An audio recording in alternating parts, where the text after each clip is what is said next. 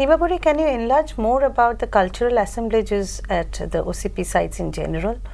Apart from pottery, the few artifacts include stone objects such as coins and beads, some copper objects from Lal Killa comprising of an arrowhead, a bead, 2 pendants and a broken celt. About the material assemblage of OCP at different sites, we find that at No and Jodhpura, for example, in Rajasthan, a number of copper items have been found. And again at Saipai on the eastern side, we have come across a number of copper items.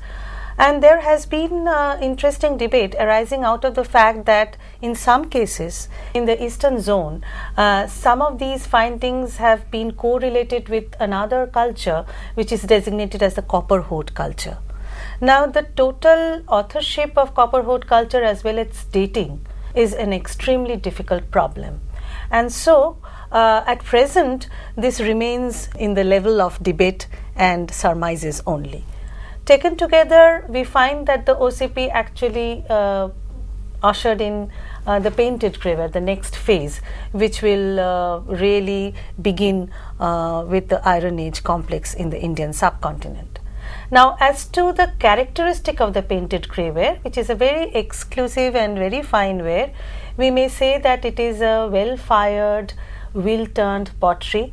The color, the shade ranges from a soft silvery grey to a very strong battleship grey, on which we find very simple painted designs in black.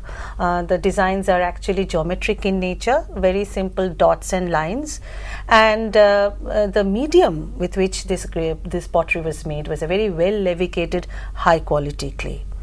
Now, can you enlarge a little bit more about the painted graver pottery? Yeah, the designs actually involve crisscross lines, a chain of short spirals, a row of Greek letter sigma, and geometric patterns like squares, rounds, swastikas, etc.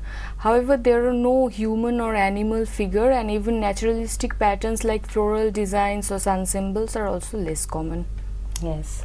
Now, there is another factor about the way in which the painted graver sites were discovered, which needs to be discussed here.